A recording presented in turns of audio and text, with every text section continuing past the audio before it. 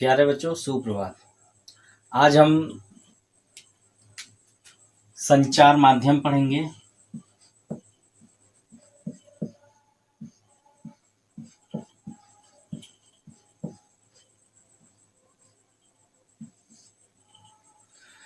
ग्यारहवीं एवं 12वीं में पाठ्यक्रम में जनसंचार माध्यम आपके पाठ्यक्रम में है जनसंचार माध्यम। तो जनसंचार माध्यम पढ़ने के पूर्व हम सबसे पहले संचार पर चर्चा करेंगे कि संचार क्या है। तो जैसा कि आप सभी यह जानते हैं कि बिना बात किए कोई रह नहीं सकता। बात न भी करें तो भी हम कुछ विचार कर सकते हैं, चुपचाप बैठे रहें तो भी कुछ सोच विचार कर रहे हैं। तो ये सब संचार के प्रक्रम में ही आता है। और चुपचाप रहना मृत्यु के समान ही है। व्यक्ति कब एकदम चुप रह सकता है या संचार विहीन हो सकता है? जब वह मृत्यु को प्राप्त हो जाए। कहने का मतलब यही है मृत्यु को प्राप्त करने से, कि जब भी संचार समाप्त होगा या संचार शून्य होगा तो वह केवल एक मृत्यु की दशा में ही हो सकता है। अन्यथा जब भी कोई व्यक्ति है तो वो संचार करेगा, चाहे वो बात करके करे, चाहे वो सोच विचार के करे। तो संचार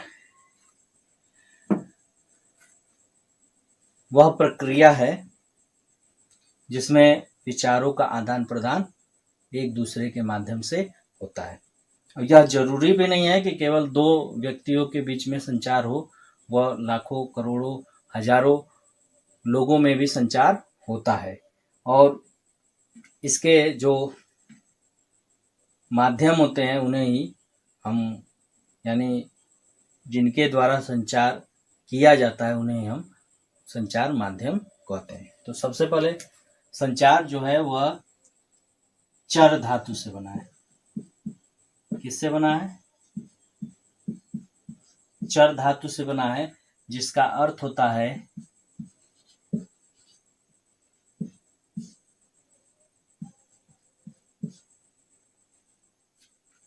चलना या एक दूसरे से एक जगह से दूसरी जगह पहुंचना।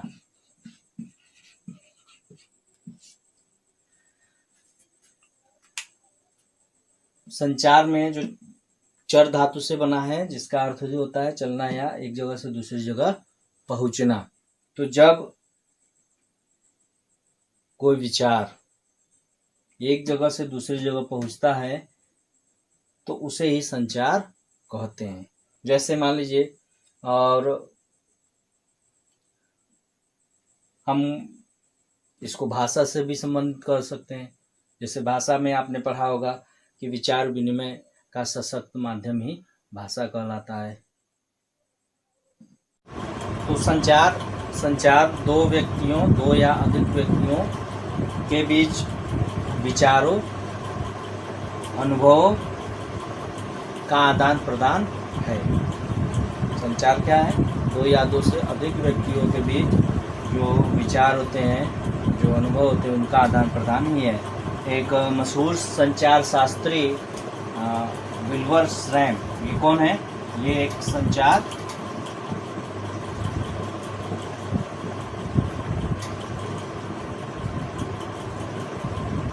शास्त्री हैं।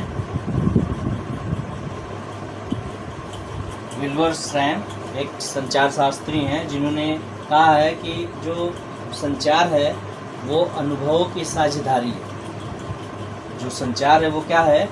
संचार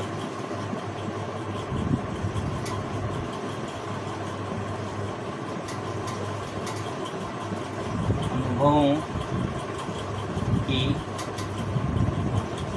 साझेदारी है। यानी हम अनुभव को, विचारों को, भावनाओं को एक दूसरे तक पहुंचाते हैं उन्हें ही हम संचार कहते हैं।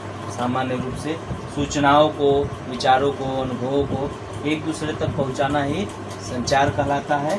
और यह सूचना, यह विचार या यह अनुभव जब दो व्यक्तियों से हटकर एक समूह तक पहुंचाया जाता है तो उसे ही हम जनसंचार कहते हैं। ठीक है, संचार कि जो संचार, अब संचार शास्त्री विल्बर स्वयं के अनुसार कि संचार जो है वो अनुभव की साझेदारी है, यानी जब सूचनाओं को, विचारों को, अनुभवों को एक दूसरे तक पहुंचाया जाता है, एक व्यक्ति से दूसरे व्यक्ति तक, उसे हम संचार करते हैं। जब उसे को, सूचना को एक बड़े स्तर पर यानी बड़े समूह को प्रेषित किया जाता है सूचनाओं को, तो उसे हम जनसंचार कहते हैं। और यह जनसंचार जिन माध्यमों से होता है उन्हें हम जनसंचार माध्यम कहते हैं। तो अब संचार के जो तत्व होते हैं, तत्वों पर हम चर्चा कर रहे हैं कि संचार के तत्व। भाई संचार होने के लिए माध्यम के साथ साथ भाई एक होता है, पहला जो इसमें कई चरण होते हैं। संचार के प्रक्रिया में कई चरण होते हैं, जिसमें पहला चरण होता है, हम कुछ की चर्चा यहाँ की जाएगी। पहला चरण होता है स्रोत, या इसी को कहते हैं संचारक। इसी को क्या कहते हैं? संचारक।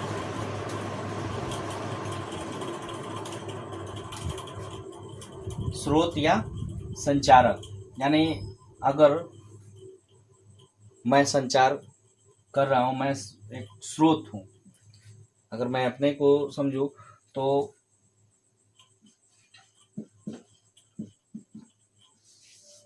कक्षा की स्थिति के साथ हम संचार को समझना चाहेंगे कि हमें किसी से कोई पुस्तक लेनी है, हिंदी की अगर पुस्तक मांगनी है, तो यह हमारे लिए एक स्रोत हुआ कि हमारे मन में यह विचार आया कि हमें किसी से हिंदी की पुस्तक मांगनी है। तो पहला होता है स्रोत। उसके बाद अब मांगने के लिए हम माध्यम का इस्तेमाल करेंगे, माध्यम का उपयोग करेंगे। तो माध्यम क्या होगा? मांगने के लिए जो माध्यम बनेगा वो होगा भाषा। भाई बोलकर ही मांगेंगे, बोलकर या लिखकर, जिस भी माध्यम से, तो भाषा वह माध्यम बनेगा। और भाषा क्या होती है?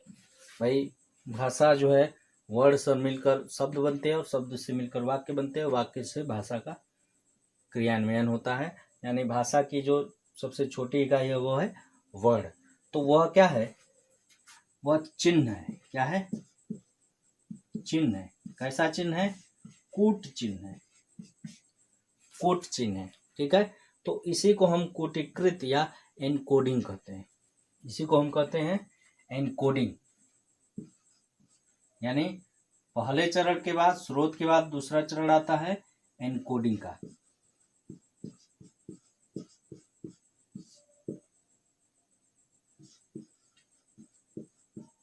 कूटीकृत, यानी अगर हमको पुस्तक लेना है तो पुस्तक के लिए हमारे मन में विचार आया तो वही विचार हमारे स्रोत हो गया। और उसके बाद माध्यम के, भाषा के माध्यम के द्वारा हम कुछ चिन्हों को के द्वारा, कूट चिन्हों के द्वारा उसको हम प्रदर्शित करेंगे, चाहे वह बोल कर हो या लिख कर हो, तो उसे हम एनकोडिंग कहते हैं।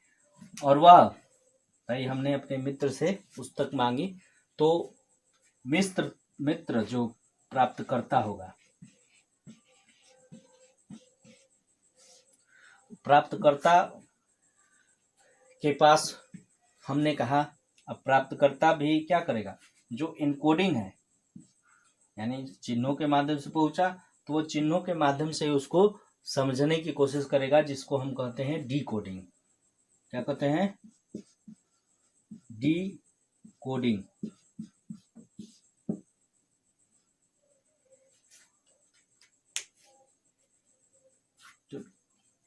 कोडिंग, एनकोडिंग की ठीक उल्टी प्रक्रिया होती है डीकोडिंग, जिसमें जो भाषा के द्वारा, यानी पुस्तक हमने मांगी मित्र से, मित्र उस भाषा को समझा, और भाई जब तक भाषा समझ में नहीं आएगी, आदान प्रदान विचारों का नहीं होगा, तो मित्र जो है वो डिकोडिंग करेगा उसको, और वह समझेगा कि हाँ यह पुस्तक मांग रहा है। अब अगला चरण होता है जो फीडबैक।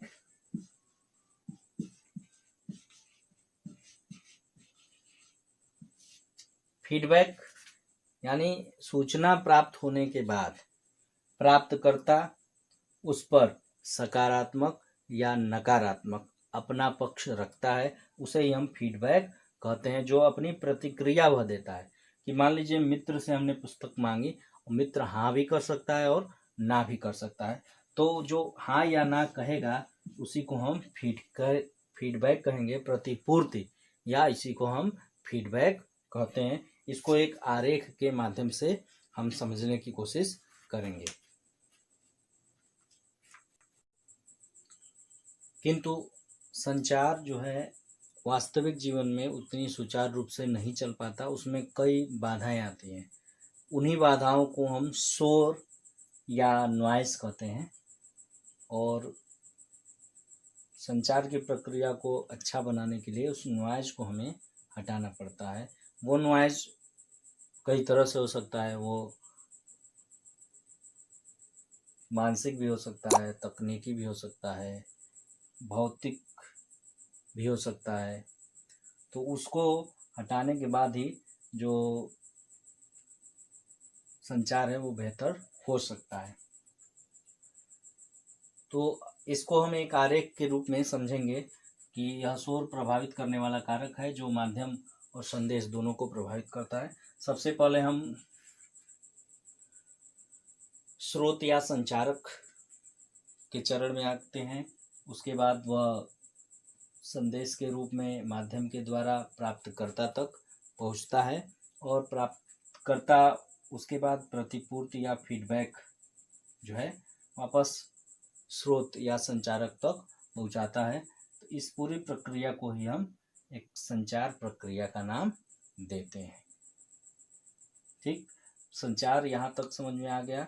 संचार और जनसंचार माध्यम, भाई जिन माध्यमों से संचार किया जाता है उन्हीं माध्यमों को हम जनसंचार माध्यम कहते हैं। अब जनसंचार माध्यम के प्रकार कौन कौन से हैं ये अगले वीडियो में आपको प्राप्त होगा। तब तक आप इसका अध्ययन करें। कुछ छाया प्रतियां मैं आपको भेज दूंगा, जिसको आप थोड़ा पढ़ेंगे तो और थोड़ा समझ में आएगा। तब तक के लिए धन्यवाद।